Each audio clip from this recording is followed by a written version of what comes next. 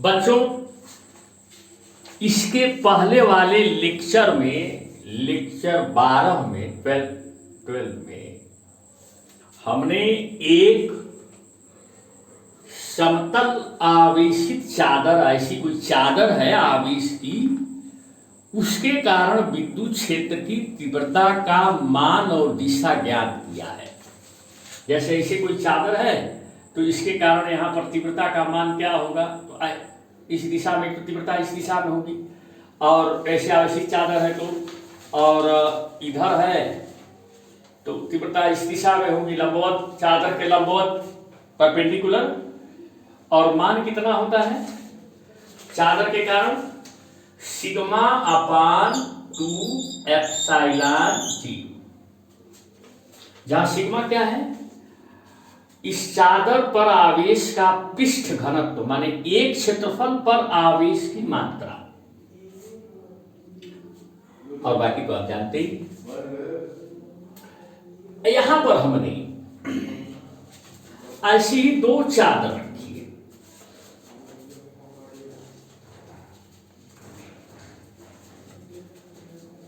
ये चलो हम इसी को फाड़ देते हैं।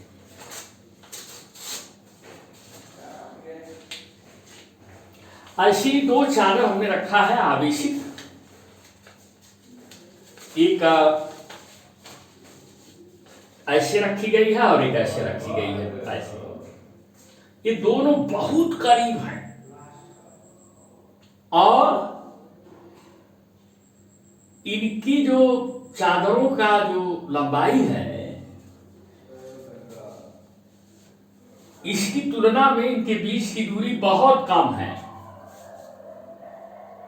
और दोनों समांतर है, पैरेलल है, ऐसे।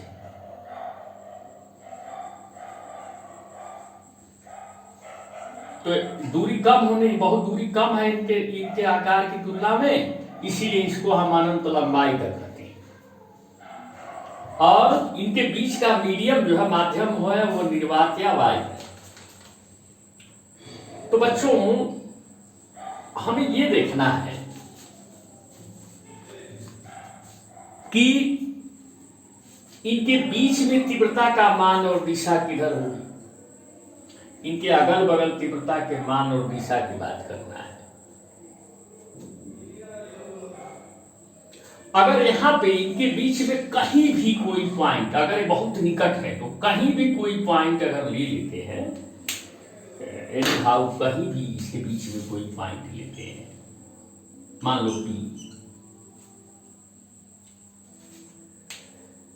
अब देखो, ये इस चादर का नाम हमने रखा है चादर नंबर 1, और इसका नाम रखा है चादर नंबर 2। इस पर आवेश का पृष्ठ घनत्व, सरफेस डेंसिटी अब चार्ज सिग्मा 1 है चादर नंबर 1 पे, और चादर नंबर 2 पे आवेश का पृष्ठ घनत्व सिग्मा 2 है। हालांकि इनके क्षेत्रफल से कुछ लेना देना नहीं है, इनकी चादर की एरिया पर डिपेंड ही नहीं करता। तो यहां पे सूक्ष्म धन परीक्षण आवेश रख दोगे तो ये चादर क्या करेगी, ऐसे रिफ्लेक्ट। तो इसके कारण यहां तीव्रता होगी इस दिशा में E1,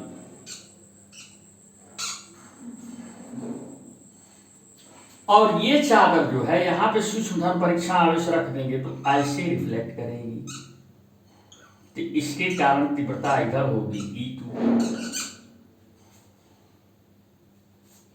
अब यहां हमने कहा ना कि इसके आसपास, निकट, इधर उधर, बीच में, इधर उधर, सब ये इतनी पास है कि यहाँ का स्थान भी इसके लिए पास ही है, और इधर का स्थान भी इसके लिए पास ही है, जबकि इसके पास है, इससे दूर नजर आ रहा है, जबकि ऐसा नहीं है। ये यहाँ पे कोई बिंदु है तो वह इसके लिए भी निकट ही है, इतना दूरी कम है।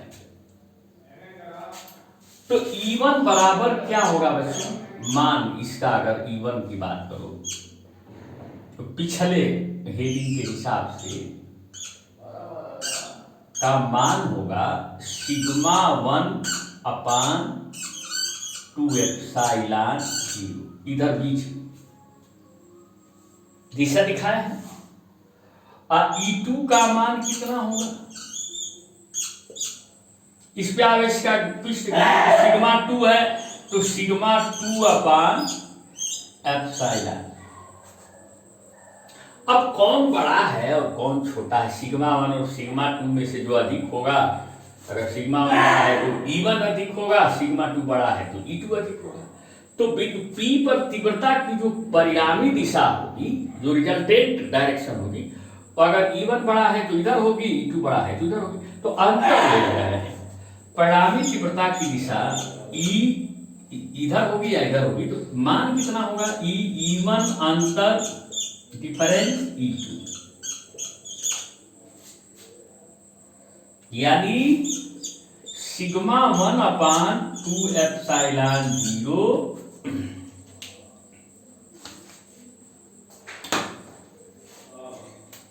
ये डिफरेंस सिग्मा 2 अपान 2 एप्सिलॉन, यानी sigma 1 minus sigma 2 upon 2 epsilon.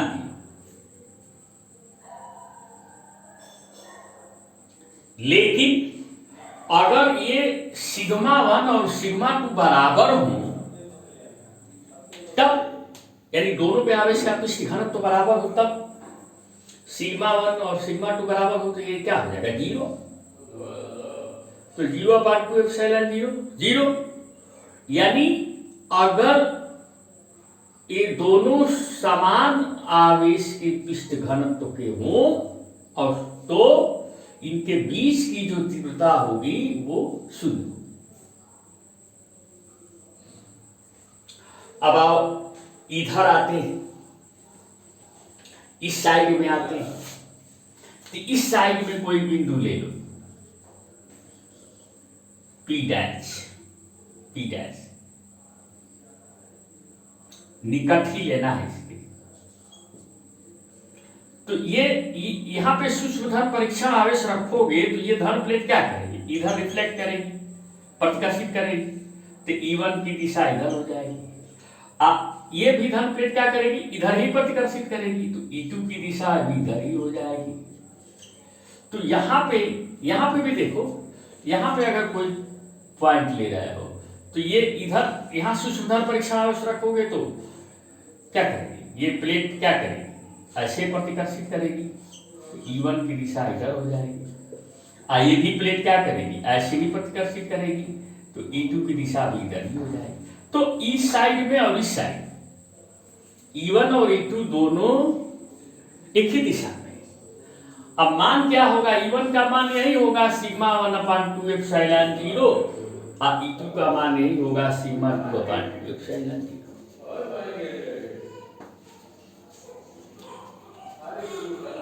तो परिणामी तीव्रता अगर इधर P डैश पे या P डबल डैश पे इधर और इधर निकालना हो तो क्या होगा? E दिशा देख रहे हो, E1 plus E2 is equal to sigma 1 upon 2 epsilon 0 plus sigma 2 upon 2 epsilon 0। अगर sigma 1 plus sigma 2 upon 2 epsilon, अगर सिग्मा 1 और सिग्मा 2 बराबर हो सिग्मा के, तो ये भी सिग्मा हो जाएगा, ये भी सिग्मा हो जाएगा, तो 2 सिग्मा अपान 2 एप्सिलॉन 0, तो 2 कट जाएगा, सिग्मा बटा एप्सिलॉन 0 इधर इधर हो जाएगा। बच्चों हमने कई बार नाम लिया है यूनिफॉर्म इलेक्ट्रिक फील्ड, एक समान विद्युत क्षेत्र। तो क्या हम एक समान विद्युत क्षेत्र प्राप्त करने का कोई सिंपल तरीका हो सकते हैं? यहीं से मिल जाएगा। देखो, अगर ये निगेटिव चार्ज हो, ये दूसरी वाली प्लेट हो, इस पे ऋणावेशित हो, अगर ये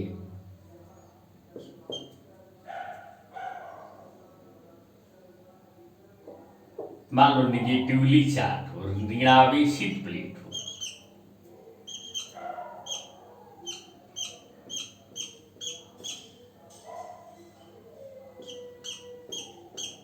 देख, तब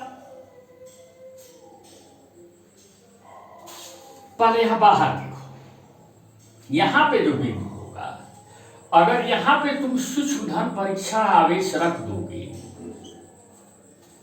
तो ये धन प्लेट क्या करेगी, ऐसे रिफ्लेक्ट करेगी, तो इसके कारण तीव्रता की दिशा इधर होगी, E1 की दिशा इधर होगी। ऋण प्लेट क्या करेगी, सूक्ष्म धन परीक्षण आवेश को इधर अट्रैक्ट करेगी, तो ऐसे हो जाएगी, इसके कारण तीव्रता की दिशा इधर हो जाएगी। अब मान यही होगा E1 और E2।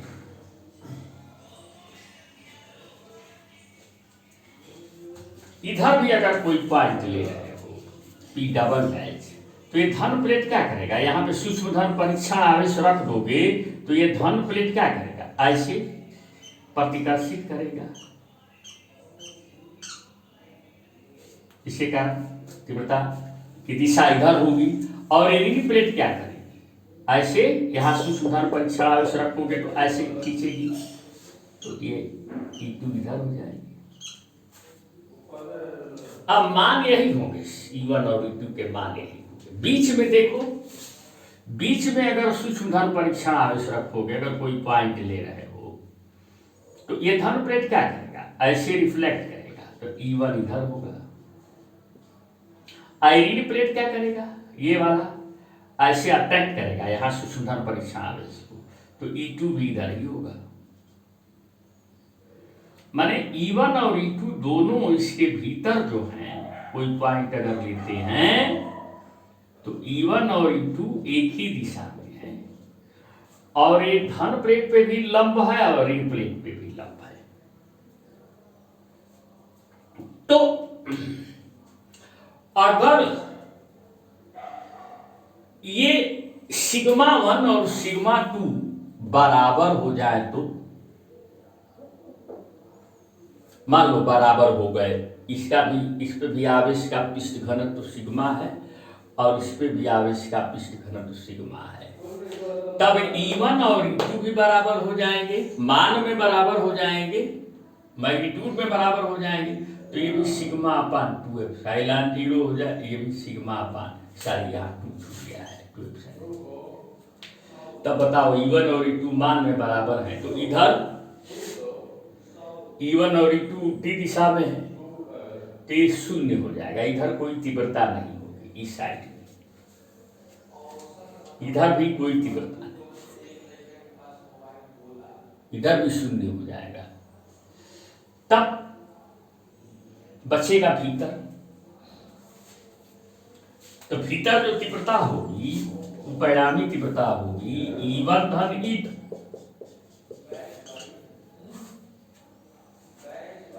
तो सिग्मा अपान 2 एप्सिलॉन 0 प्लस सिग्मा अपान 2 एप्सिलॉन, 2 सिग्मा अपान 2 एप्सिलॉन, तो कितना हो जाएगा बच्चों, सिग्मा अपान एप्सिलॉन।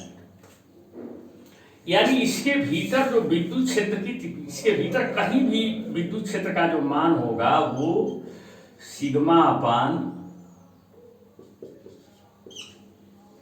एप्सिलॉन 0, लेकिन दिशा जो होगी वो धन प्लेट पे भी लंब होगी, ऋण प्लेट पे भी लंब होगी, चूंकि दोनों समांतर हैं इसलिए विद्युत क्षेत्र की दिशा ऐसे होगी इसके भीतर।